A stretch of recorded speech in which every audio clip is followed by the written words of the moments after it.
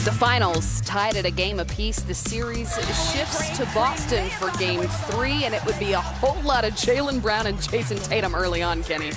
Well, yeah, I mean, they were able to get that shot off. I really don't like the defense that Golden State employed today. I don't like the switch that they were employing and saying, okay, you know, we're going to guard these guys with our bigs, or we're going to have Steph Curry guard Jason Tatum.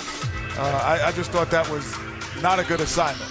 17 points for Brown in the first quarter alone. Those 17 tying the Celtics most in any finals quarter over the last 50 seasons. Wow.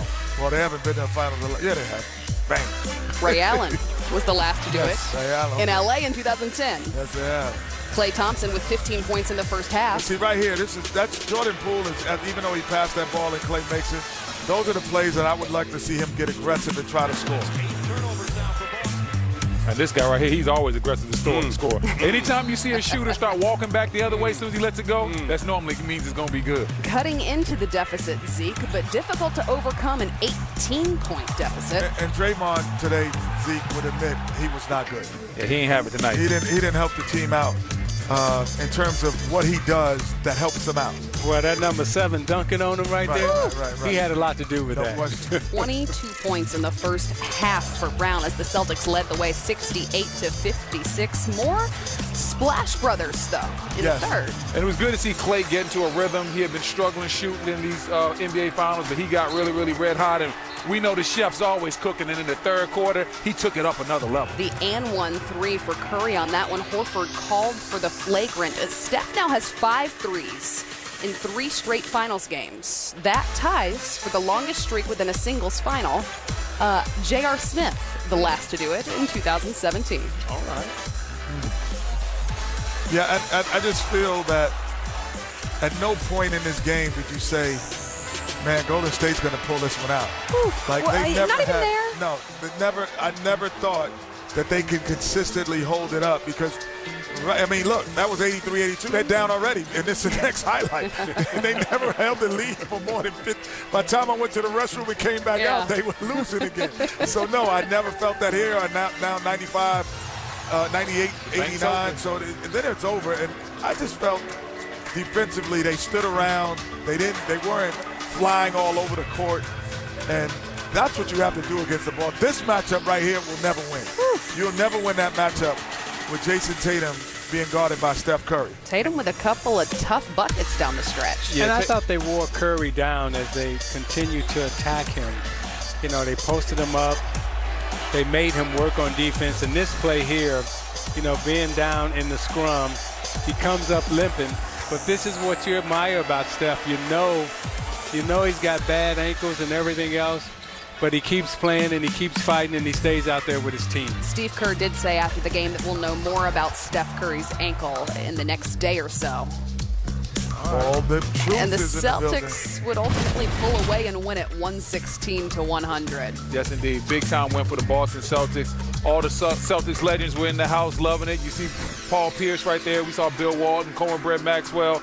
They were all in here watching the Celtics take care of business tonight. We're live in Boston at the TD Garden as the Celtics have taken the decisive 2-1 lead over the Warriors in the 2022 NBA Finals. Celtics fans are quite obviously loving it. This atmosphere unmatched. And GameTime from the finals is brought to you by YouTube TV. Welcome back into TD Garden. I'm Kristen Ledlow, surrounded by NBA champions, Brennan Haywood, Kenny the Jet Smith, Isaiah Thomas, and we've got to talk about what we just witnessed. The Celtics now 26-0 when they lead by at least 12 points at halftime in the NBA Finals. You know, I picked the Celtics to win this game, and the reason why, again, the Boston fans, the crowd, but also the inspired defense that I knew that they would come out and play, and also the way it would affect Draymond Green. Now, Golden State, for the most part, played a pretty decent game. But when you look up at the scoreboard, they lose by 16 on the road, and now Boston has major confidence. I look at Golden State right now, and I'm a little concerned because they got to find ways to score. They only scored 100 points tonight, and that's unheard of for a Warrior team. Well, I thought the game was very Boston-paced. I thought that they did a great job of controlling the pace. And what makes Steph Curry, to me, one of the all-time greats is not his ability just to shoot the basketball. His ability to control the pace of the game is probably second to maybe 2 or 3 guys that's ever played. Steve Nash and the guy sitting next to me to my left, they can control the pace of the game. He didn't do that tonight. He didn't get into the lane. He probably has, if he's the best shooter in the world, he might has the best floater ever in the history of basketball as well. So I didn't see many floating shots in the lane. And Jordan Poole has got to figure out a way to be part of the pool party. He's got to figure out a way to beat people off the dribble, because that is what made him so effective. No one could guard him one-on-one when you had to put your 2 best defenders on Clay and Steph. And for me, when I look at this game, I think the game is going to, I'm the resident big man on set, so I'm going to go straight to where I love, the paint. When you look at the paint, 52-26 advantage for the Boston Celtics. I think that tells the story of how aggressive they were, how physical they were, and they were determined not to be, as you guys said, punked or out-physical by Draymond Green. 52 big points in the paint says we own the lane tonight. All the tough categories, whether it's rebounds, hustle points, things of that nature, all those stats went to Boston tonight. They kept their turnovers low. I love the fact that they did that. They didn't give a lot of free points in transition, so I like the energy that Boston came out with. And on the flip side, if you're Golden State, this backcourt played well. Steph played well, even with the foul trouble. Klay Thompson found his stroke, and you still lost by double figures. There's going to be a lot of soul searching in that locker room. I'm glad you brought it up, because the Celtics now 36-5 this season when they out-rebound the other team by at least 3. And as you just mentioned, it was significantly more than that. What led, though, to such effective positioning inside? I just think that they were just flying around. They were just flying around. They were active inside. They were attacking the glass. They were boxing out. They're doing a good job of, like, say, gang rebounding. They have all those guys can rebound, from their forwards to their bigs, even their bigs that come off the bench. And they're a bigger, stronger, and more physical team just naturally. When we're watching these guys warm up and we see Boston, you see Golden State, you can see a difference in the physicality and the size in these 2 rosters. Yeah, I think the one thing as a player and player to player, the one time you would, and coaching staff to players say, well, what are you good at? Let's forget everything else, but what are you good at? And Jaylen Brown, what are you good at? And today he said, well, I could get my shot off on the perimeter, I can run the lanes, and more importantly, I could defend.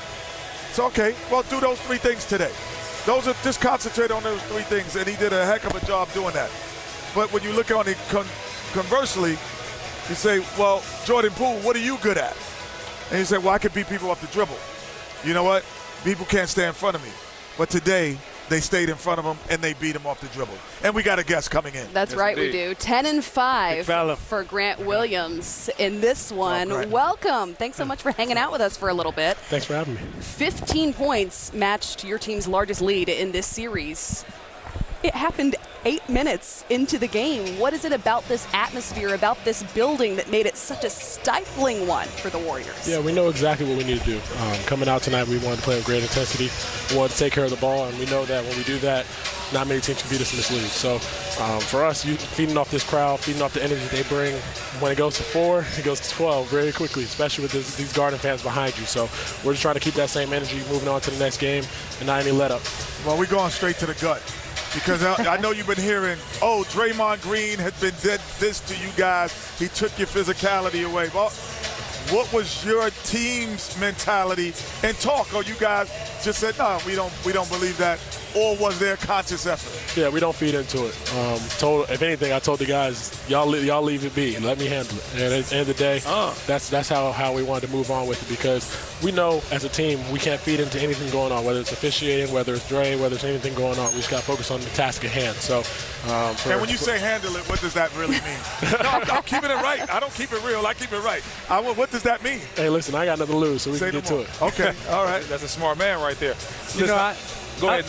I've always thought, and I've always been taught, that a great defense will beat a great offense. However, there's a saying that says great offense will always beat great defense, which I don't believe, and I don't think that's ever been proven. And what I see is that you're a great defensive team playing against a great offensive team, Tonight you score 116 and you hold them to 100. Talk about your defensive intensity, mentality, and concentration. Yeah, the concentration behind things, we have to understand what we want to take away. When you take away their opportunities at the rim, you have to find their best shooters. Steph, Clay, those guys. And that's the biggest thing, because if we don't, that's when the lead goes up. When they get layups, when they opens up their threes, and you keep it moving from there. So for us, we knew exactly what we wanted to take away, and you have to live with some of those shots, some of those deep threes, some of those step backs, like some of those things they're bound to happen. They're great players, but at the end of the day, we have to understand what we want to take away and what we're conscious about. And you said you wanted to take away their shots in the paint. You guys did a good job of that. Only 26 points in the paint for them, as opposed to 52 points in the paint for you guys. Was that a theme like, hey, we have to be more physical than them in that 15-foot area? Not only just physicality. When you look at this year's Warriors team, past Warriors teams, the moment they beat you is when they get all those layups, all those dunks, all their actions. So their threes, they're bound to make a couple of deep ones, the flashy ones, and fans are going to love it. But at the end of the day, we have to do our job and make sure that we take away the paint before we take away the three-point line. Can you talk to us a little bit about the impact that your coach has had on all of you as men and then on the team? He's grown with us. He's made us mature. I feel like that's the biggest thing with him. He does a phenomenal job of holding players accountable. He does a phenomenal job of making sure that every single one of us commits to not only the defensive end, but also the offensive end, playing the right way. So when you say holding us accountable, I mean, that's a catchword that's used. Give us some real examples of what do you mean by that, because every coach, every player, every announcer say, oh, well, he's holding us accountable, and they hold us accountable. It's kind of like a buzzword. But here we've kind of seen it in action, where at the start of the season, y'all are really floundering. Now you're in the NBA Finals up 2-1 against a Golden State team. What does holding you accountable really mean, and how has good coaching helped you? If you weren't on TV, I could tell you the R-rated version. But for him, he's no matter if you make a defensive mistake, if you come down the court, he's going to call you out on it. If you don't make the right play on offense, making the right read, especially if it's quote, a selfish play, he's going to make sure that you hear about it. And that's something that over the years he's developed with the Spurs, Brooklyn, everybody else. He's not holding his tongue for anybody. And that's something that I feel like as a team we need, and he's hold us to the higher standard, and that's the best thing about a coach. Last one question I would have is, when you go from playoffs to Eastern Conference Final to NBA Finals, there's a different atmosphere in the finals. What is the one thing that surprised you about the finals atmosphere? Is different. Especially in Boston, there's nothing like it. Stepping onto the court. He knows. I was about to say, I feel like I'm They with still you when boo you're him. right. When he walks in the right. building, they still boo him now. That's what I'm saying. So this energy when we walk into this building. We've stepped on the court in warm-ups, and I couldn't hear anything. So in the regular season, you have that because it's TD Garden. But at the end of the day, in the finals, and Boston Celtics in the history here, you're going to have it even better than any arena, any place in this league. Grant, well done. Congratulations. The Celtics take the 2-1 lead. Now let's